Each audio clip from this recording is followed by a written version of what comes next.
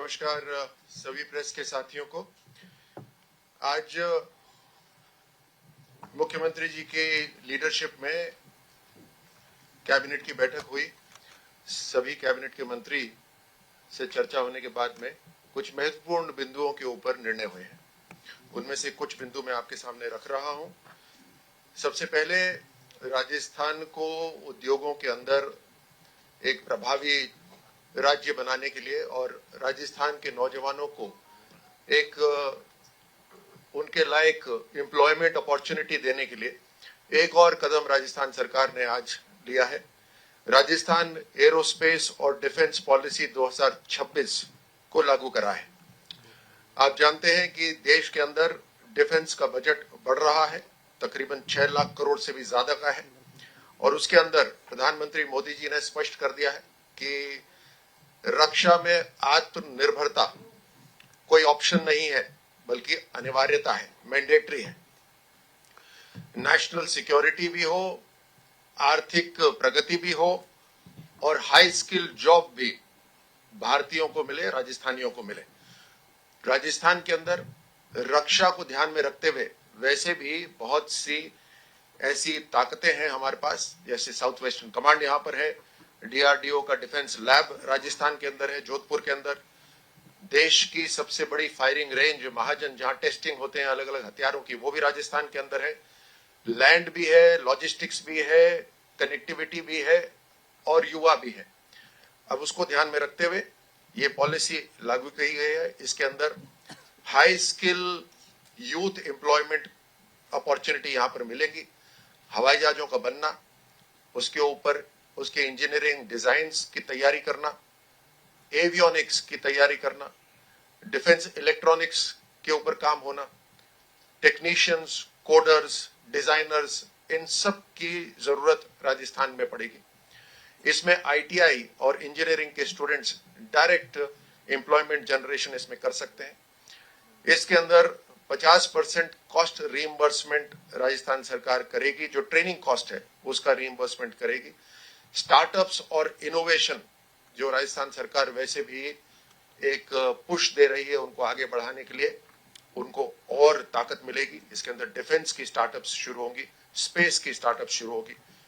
राजस्थान सरकार इस पॉलिसी के माध्यम से कैपिटल सब्सिडी देगी, इन्वेस्टमेंट का सब्सिडी देगी, टर्नओवर लिंक्ड इंसेंटिव देगी, और इसमें जो प्रोजेक्ट्स आएंगे उन प्रोजेक्ट्स को हमने 3 भागों में डिवाइड करा है। सबसे पहले लार्ज प्रोजेक्ट्स, फिर मेगा प्रोजेक्ट्स, फिर अल्ट्रा मेगा प्रोजेक्ट्स, और उसी हिसाब से उनको सहायता भी दी जाएगी। दूसरा बड़ा निर्णय जो हुआ है वो है सेमीकंडक्टर पॉलिसी, जो राजस्थान सरकार ने लागू करी है। सेमीकंडक्टर्स आप जैसे बखूबी जानते हैं कि हर वस्तु जो हम सब इस्तेमाल करते हैं, मोबाइल फोन से लेकर एयर कंडीशनिंग से, टेलीविजन से, गाड़ियों से, हर जगह सेमीकंडक्टर इस्तेमाल होते हैं।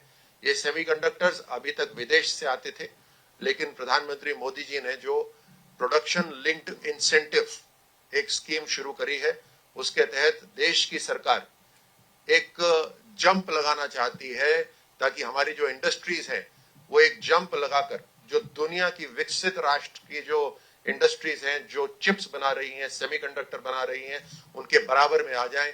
उसके लिए प्रोडक्शन लिंक्ड इंसेंटिव केंद्र सरकार ने शुरू करा है।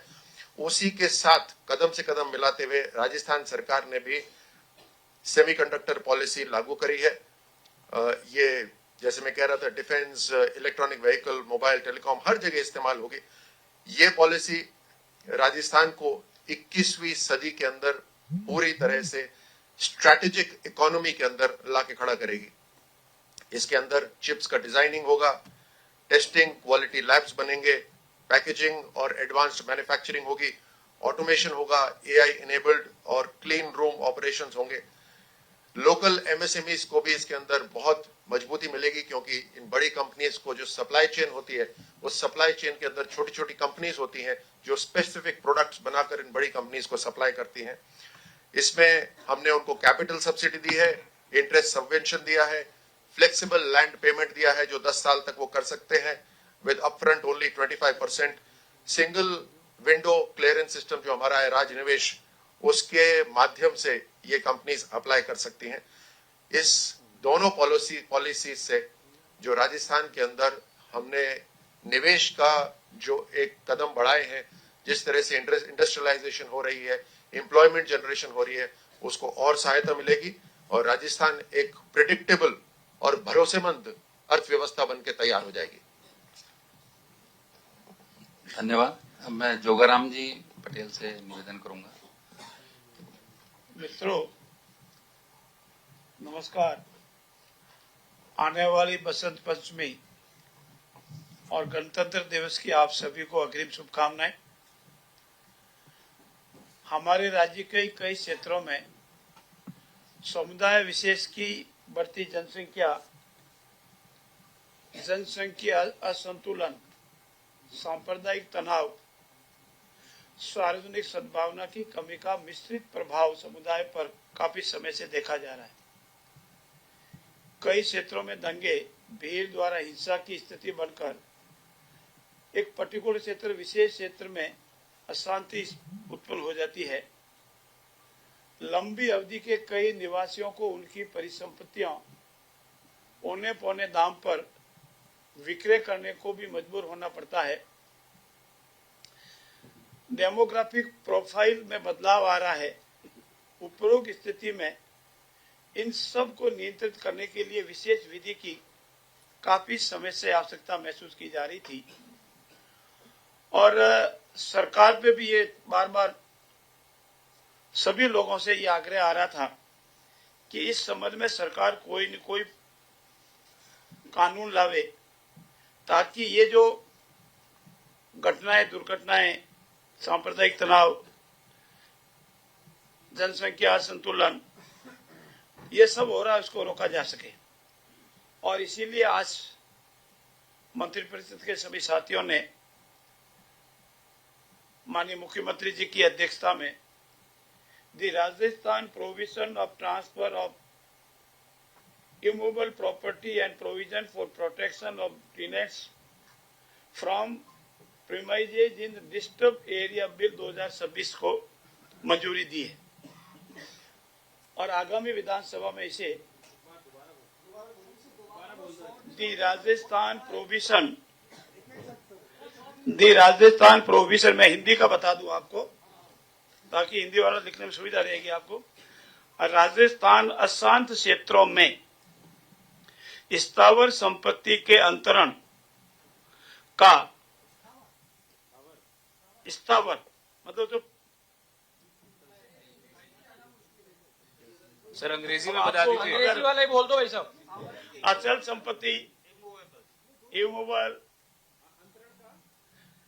संपत्ति के अंतरण का प्रतिषेध मिस प्रोविजन और परिसरों के किराएदारों की बेदखली से संरक्षण के लिए उपबंध अधिनियम 2026। ओके सर अंग्रेजी में the Rajasthan prohibition of transfer of immovable property and provisions for protection of a tenants from premises in the disturbed area bill 2026। इस बिल में सरकार को ये अधिकार होगा कि अगर किसी एरिया में दंगे, भीड़, हिंसा, तत्समय कारणों से लोक व्यवस्था प्रभावित हो रही है अथवा जनसंख्या असंतुलन को प्रभावित करने वाला इम्प्रॉपर क्लस्टरिंग होने पर उस क्षेत्र को विशेष डिस्टर्ब एरिया, अशांत क्षेत्र घोषित किया जा सकेगा।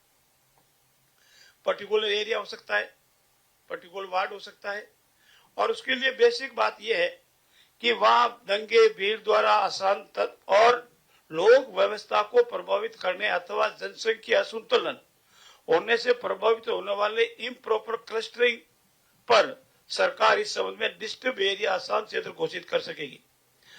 एक बार अशांत क्षेत्र घोषित हो जाता है तो उस क्षेत्र में कोई भी प्रॉपर्टी हस्तांतरण, ट्रांसफर को नल एंड वॉइड माना जाएगा और उसमें अगर कोई ट्रांसफर करना चाहता है तो सक्षम अधिकारी, जो नियमों में सक्षम अधिकारी डिक्लेयर होगा, सामान्यतः डीएम होता है सामान्यतः, उसकी पूर्व अनुमति से, उसकी परमिशन से संपत्ति का हस्तांतरण भी हो सकेगा। अगर हस्तांतरण का कोई व्यक्ति ऐसी अनुमति प्राप्त करना चाहता है तो उसकी प्रक्रिया तय होगी, उस प्रक्रिया में एप्लीकेशन लगाएगा, उसकी जांच होगी, जांच के बाद उसको परमिशन मिल सकेगी। अगर कोई प्रॉपर्टी को पूर्ण अनुमति के बिना ट्रांसफर करता है तो उसको नल एंड वॉइड माना जाएगा। इसमें विशेष रूप से वित्तीय संस्थाओं को रहन रखने, लोन लेने पर यह कोई नियम लागू नहीं होंगे, ये एक्ट प्रभावी नहीं होगा, उसके लिए उनको छूट होगी। इस प्रावधानों को उल्लंघन करने पर उसमें कम से कम 3 और अधिक से अधिक अधिकतम 5 वर्ष के पनिशमेंट का प्रावधान भी है और ये नॉन बेलेबल और नॉन कॉग्निबल ऑफेंस है। मित्रों, चूंकि ये जो डिस्टर्ब एरिया डिक्लेयर होगा उसकी अवधि 3 वर्ष की है और 3 वर्ष के पहले भी अगर रिव्यू करके ये पाया जाता है कि इसकी आवश्यकता है तो समाप्त किया जा सकता है, किसी भी वक्त समाप्त किया जा सकता है।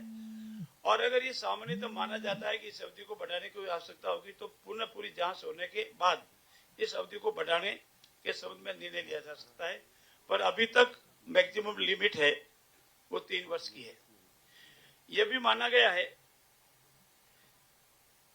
उस क्षेत्र के निवासियों को संपत्ति बिल्कुल फालतू, जिसको होने पौने दाव पर हम कहते हैं, वो बेचने को मजबूर नहीं होना पड़े, संपत्ति का उनका अधिकार सुरक्षित रहे, जनसंख्या असंतुलन नहीं हो, कोई आदमी किसी को प्रॉपर्टी ट्रांसफर करने के लिए मजबूर नहीं करे, कोई व्यक्ति जानबूझकर ऐसा वातावरण न्यूसेंस पैदा नहीं करे जिससे उसको बेचने को मजबूर होना पड़े, और इस तरह से कोई उस मोहल्ले में, उस कॉलोनी में, उस एरिया में दंगे न्यूसेंस जैसी स्थिति नहीं करे कि सामान्य आदमी वहां रहना पसंद नहीं करे। सामान्य आदमी को संपत्ति अधिकार को संरक्षण देने, किराएदार की संपत्ति को जानबूझकर डैमेज कर दिया जाता है उसको पुनर्निर्माण करने, इन सब के संबंध में ये कानून लाया गया है।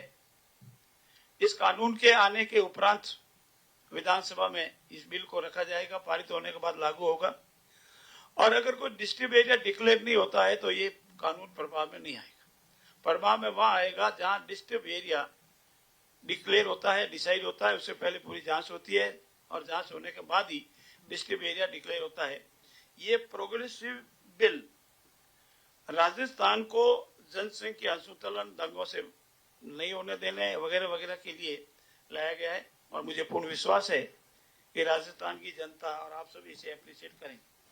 जोगराम जी, अगर कोई अपनी इच्छा से ऐसे एरिया में अपनी प्रॉपर्टी को बेचना चाहे, डिस्टर्ब एरिया में क्या वो बेच सकते हैं? उसके बाद में कर लें। वापिस लिख दो। राजस्थान अशांत है, आप आराम से लेना टाइम, आप आराम से, आप जल्दी मत करो, अपन तो आनंद ही आनंद लेने वाले लोग हैं। राजस्थान अशांत क्षेत्रों में स्थावर संपत्ति के अंतरण का प्रतिषेध और परिसरों के किराएदारों की बेदखली से संरक्षण के लिए उपबंध अधिनियम 2026, इंग्लिश में the Rajasthan prohibition of transfer of immovable property and provisions for protection of tenants from eviction from the premises in disturbed area bill 2002-26। और इसके संबंध में आपके कोई प्रश्न हो तो मैं आपसे जवाब दूंगा। दूसरा, हमारा आज एक नियमों में संशोधन हुआ है। आरपीसीएससी राजपत्रित अधिकारी सेवा नियम एवं विनियम 1991 के बने हुए, उसमें उप सचिव परीक्षा और उप सचिव नियंत्रक 2 पोस्टें थी, उसको अब 1 उप सचिव पोस्ट किया गया है। आरपीएससी कार्यालय में मुख्य परीक्षा नियंत्रक जो आईएएस लगते थे उसके लिए अलग से हमने पद का सृजन कर परीक्षा नियंत्रण से संबंधित कार्यों का दायित्व मुख्य परीक्षा नियंत्रण को दिया है। एक तो इसमें ये संशोधन है। दूसरा, इन तीनों के पद नाम भी परिवर्तित किए गए हैं। अब आयोग के उप सचिव स्तर के अधिकारी को कार्य विभाजन पदनाम के बजाय आयोग की आवश्यकता के अनुसार इसमें विभाजन किया जाएगा। और आरपीएससी के सहायक सचिव, निजी सचिव, संवर्ग के जितने भी हमारे डिप्टी सेक्रेटरीज है, अब वो उनका प्रमोशन 10:1 की रेशियो में होगा। पहले ये 3:2 की रेशियो में था, और चूंकि हमारे एक वर्ग के अधिकारी बिल्कुल 2 रह गए हैं, इसलिए इनके प्रमोशन को प्रोटेक्ट करने के लिए ये लाया गया है।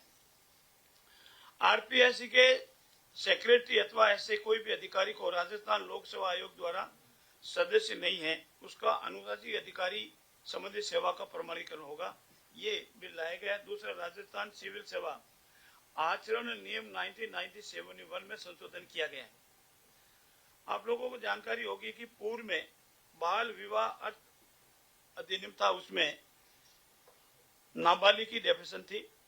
अब चूंकि ये नया बिल आ गया है और इसीलिए अब इसमें 21 वर्ष और 18 वर्ष के जो आयु थे उसको प्रतिशत के लिए इसमें संशोधन किया गया है। इसमें इतना ही था क्योंकि वो एक्ट एबोलिश हो चुका है। आप सबको धन्यवाद। धन्यवाद। अब मैं माननीय मंत्री महोदय सुमित गोदारे जी से निवेदन करूंगा कि अपना विषय।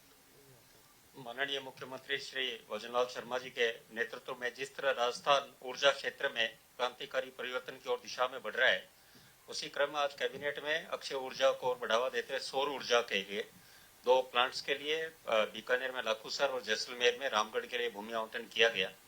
और हम ये देखते हैं कि जो राजस्थान में बिजली की समस्या रहती थी 2 वर्ष में, जो किसान हमें और आम उपभोक्ता कहता था, किसान कहता था 6 घंटे लाइट नहीं मिलती, अब स्थिति उस दिशा में जा रही है। किसान कहता है 6 घंटे लाइट तो मिल रही है, अब दिन में लाइट का उसका रुझान इतना बड़ा है। ये सबसे बड़ा परिवर्तन राज्य में आया कि आम उपभोक्ताओं को बिजली घर में पूरे 24 घंटे मिल रही है और किसान दिन में बिजली की ओर बढ़ रहा है। ये सब सौर ऊर्जा में जो सरकार द्वारा विशेष फोकस किया गया, उसी कड़ी में आज इन भूमि का आवंटन किया गया। साथ ही मंत्रिपरिषद में आज 23 जनवरी से ग्राम उत्थान शिविर आयोजित किए जाएंगे, उसकी चर्चा की गई।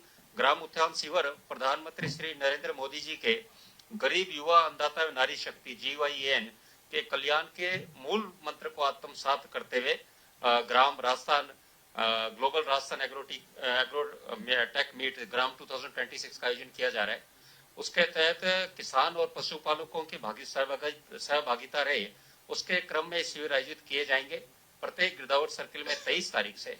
और उसमें शिविर आयोजित किए जाए उससे पहले 22 जनवरी को ग्राम सभाओं का आयोजन किया जाएगा, ताकि इसमें उत्थान शिविर में होने वाली गतिविधियों के बारे में विस्तृत जानकारी मिल सके। ये शिविर 2 चरणों में आयोजित किए जाएंगे। प्रथम चरण बसंत पंचमी के शुभ अवसर पर 23 जनवरी को आयोजित किया जाएगा, फिर 24, 25 और 31 जनवरी को, और दूसरा चरण 1 फरवरी एवं 5 से 9 फरवरी को आयोजित किया जाएगा। प्रातः 10 से 5 शाम को 5 बजे तक प्रदेश में 10 दिन 2839 शिविर आयोजित किए जाएंगे। शिविरों में किसान एवं पशुपालकों के लिए तारबंदी, पाइपलाइन, फॉर्म पॉन्ड, बैलों से खेती योजना के अंतर्गत प्रोत्साहन राशियां, सॉइल हेल्थ कार्ड, ड्रिप मैनिकेट वितरण, प्लास्टिक, सौर ऊर्जा इस्त्र, साथ में स्वामित्व कार्ड का वितरण, नहरों एवं खालों की मरम्मत का आवश्यकता कार्य, प्रधानमंत्री सूर्य घर बिजली योजना के अंतर्गत कार्य। उद्देश्य ये कि किसानों को 12 विभागों के तहत कृषि, उद्यानिकी, कृषि विपणन, डेयरी, पशुपालन, मत्स्य पालन, सहकारिता, जल संसाधन, ऊर्जा, उद्योग, ग्रामीण विकास एवं पंचायती राज सहित 12 विभाग वहां इस शिविर में मौजूद रहेंगे। दूसरा, बसंत पंचमी को एक बड़ा ऐतिहासिक नया अध्याय राजस्थान लिखने जा रहा है। राजस्थान शिक्षा के क्षेत्र में मेगा पेटीएम का आयोजन कर रहा है। इस दिन प्रदेश के सभी राजकीय विद्यालयों में एक साथ मेगा पेटीएम का आयोजन किया जाएगा। ये आज तक का सबसे बड़ा शैक्षिक सहभागिता आयोजन होगा, न सिर्फ बच्चों के लिए बल्कि अभिभावक है उनकी सहभागिता के मामले में भी एक नया कीर्तिमान स्थापित किया जाएगा। पूर्व में जो 31 अक्टूबर को पेटीएम आयोजित की गई थी उसमें 41 लाख ने सहभागिता की। इस बार 65 लाख से अधिक सहभागिता की तो उम्मीद है, जिससे न सिर्फ बच्चों में सीखने की प्रगति बढ़ेगी बल्कि अभिभावक भी स्कूल के सिस्टम से और जुड़ाव करेंगे। साथ में बसंत पंचमी के दिन ही जो मेगा पीटीएम आयोजित की जाएगी उसमें सरस्वती वंदना एवं कृष्ण भोग का भी आयोजन किया जाएगा। यह पहल विद्यार्थियों को सांस्कृतिक मूल्यों से जोड़ने के साथ साथ विद्यालयों में सामूहिक सहभागिता एवं सकारात्मक वातावरण को भी सुदृढ़ करेगा। धन्यवाद। एक मिनट, देवांकुर जी, जोगाराम जी, कैबिनेट से संबंधित कोई हो? जी जी उसी से संबंधित ही है हाँ। सर। जोगाराम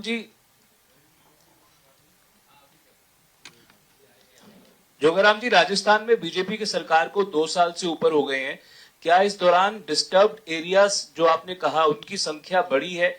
अगर बढ़ी है तो क्या आप मानते हैं कि लॉ एंड ऑर्डर की विफलता रही है राजस्थान सरकार की?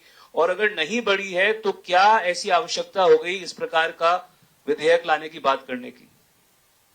आपकी प्रश्न के 2 पार्ट है।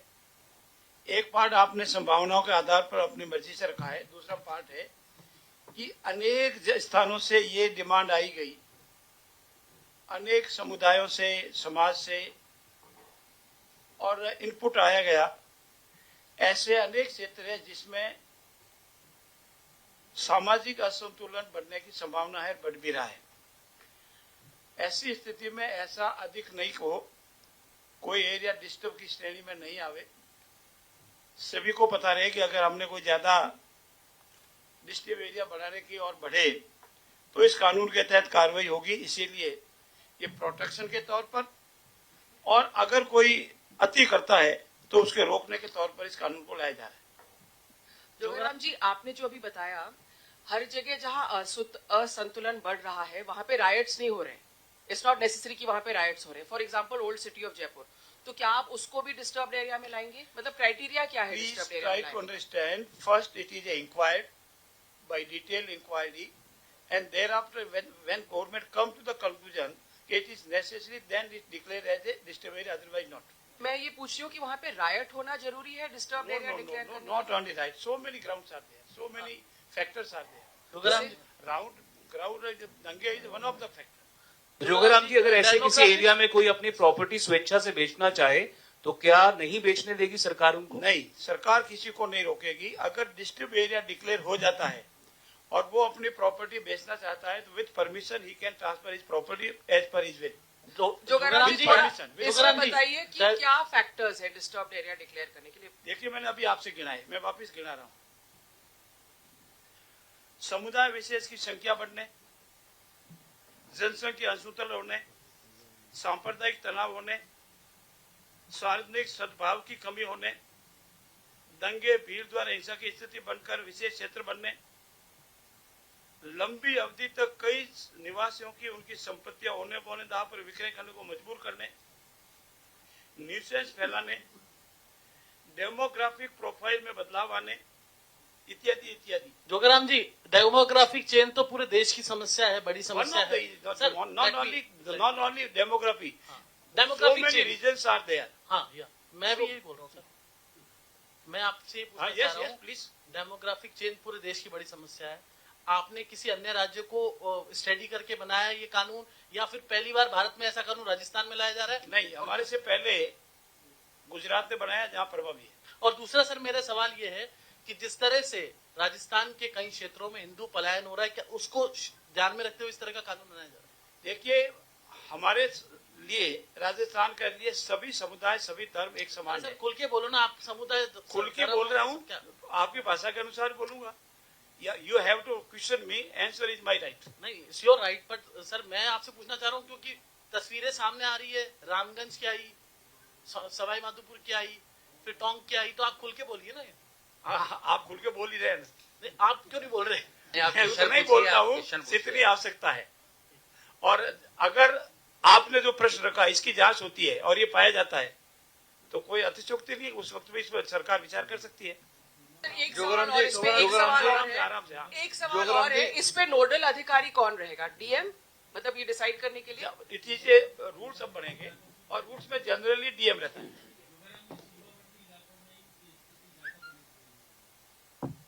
आप सबकी भावनाएं बिल्कुल वही आ रही है जो इस बिल की भावनाएं।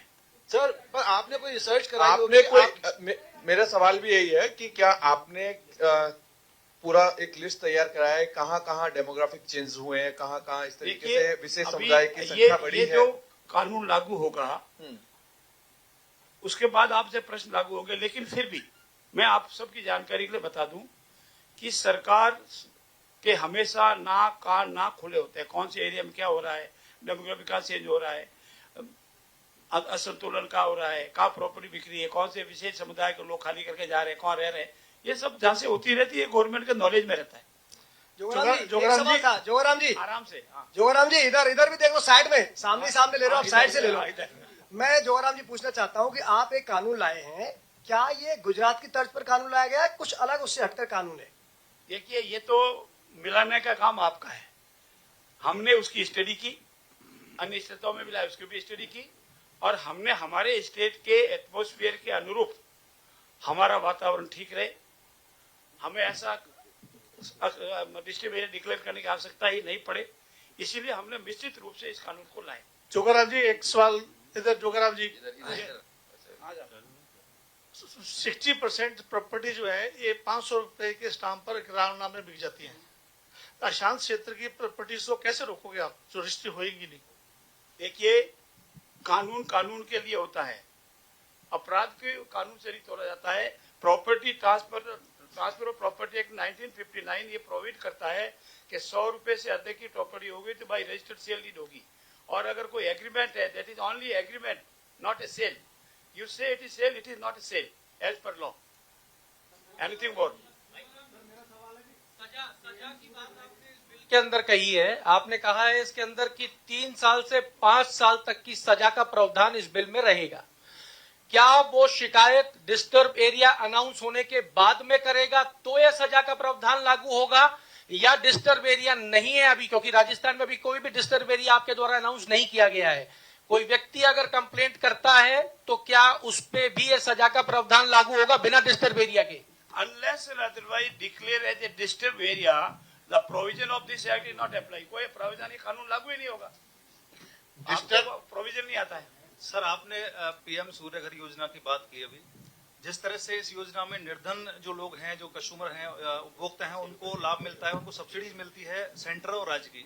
लेकिन सर, जब उपभोक्ता रूफटॉप सोलर लगवा लेते हैं उसके बाद सब्सिडी उनके खाते में आती है, लेकिन हम कंपेयर कर रहे हैं कि 100 यूनिट फ्री बिजली दे रहे हैं, 150 यूनिट बिजली दे रहे हैं, लेकिन वो उपभोक्ता पहले जैसे अपना सोलर लगवा लेंगे उसके बाद में सब्सिडी मिलती है, वो उतना कैपेबल नहीं है कि उनको वो पहले 70,000 60,000 वो खर्च कर दें, क्योंकि वो पहले से ही निर्धन है कि वो 100 यूनिट फ्री बिजली आप दे रहे हैं। तो क्या सर कोई ऐसा कानून लाएंगे? नियम फिक्स है इसमें, जो नियम है उसके हिसाब से लागू है इसमें। तो नहीं सर, सेंटर से मिलता है 38,000 और यहाँ से 18,000 कुछ ऐसा मिलता है, लेकिन सर 60-70,000 वो इतना कैपेबल नहीं है, वो सोलर पहले लगाएं और उसके बाद में उनको सब्सिडी मिले, क्योंकि सर सरकार की तरफ से जो फ्री बिजली दी जाती है वो सरकार पे लाभ है, लोभ है, भार है। लेकिन क्या कोई कानून ऐसा लाएगी और कोई जिससे कोई बैंकों से लोन मिलकर कुछ? साथियों, मुझे लगता है सौर ऊर्जा का लगाए, सूर्य घर आप सभी। हाँ, बताओ आराम से बताओ।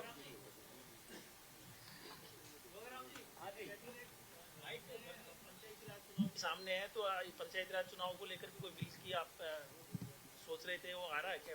देखिए, राजस्थान में इस बार कांग्रेस के राज में जो पंचायत राज के डिलिमिटेशन में जितनी अव्यवस्था की थी, जितना राजनीतिकरण किया था और जितना अपने फायदे के लिए किया था, उन सबको ठीक करके नियमों के अनुसार पूर्ण पारदर्शिता से, निष्पक्षता से, चाहे वो पंचायत राज है, चाहे वो नगर निकाय है, डिलिमिटेशन का कार्य पूर्ण हो चुका है, नोटिफिकेशन हो चुका है, वो चैप्टर अब पूर्ण हो चुका है।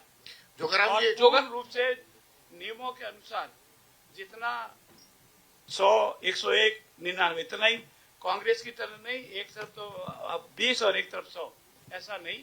इसलिए पूर्ण पारदर्शिता से, निष्पक्षता से इसका डिलिमिटेशन किया है। मंत्री जी एक सवाल, जोगाराम जी एक सवाल है, जो डिस्टर्ब एरिया में जो जातिगत असंतुलन है उसका परसेंटेज क्या फिक्स किया है, क्या आपने उसका क्राइटेरिया रखा है?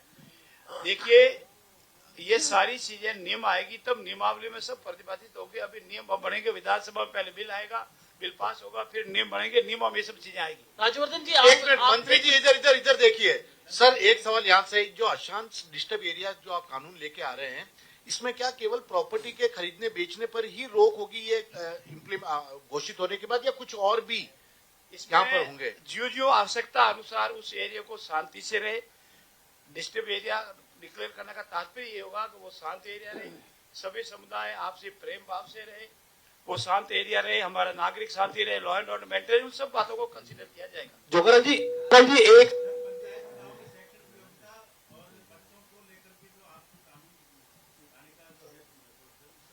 एक सेकंड में पहले तो आपका नॉलेज अपडेट कर दूं। शैक्षणिक योग्यता पूर्व में ही हटाई जा चुकी, आज है ही नहीं। आप सभी अपना नॉलेज अपडेट कर लें। एक सेकंड सुन लो भैया, सुन लो पहला बात। दूसरा, जहां तक संतानों का मामला है, इंतजार कीजिए, ठीक होगा। बहुत बहुत धन्यवाद। सर जैसा आपने बताया 23, सर जैसा आपने बताया तो ऐसे कोई शिविर आयोजित होंगे।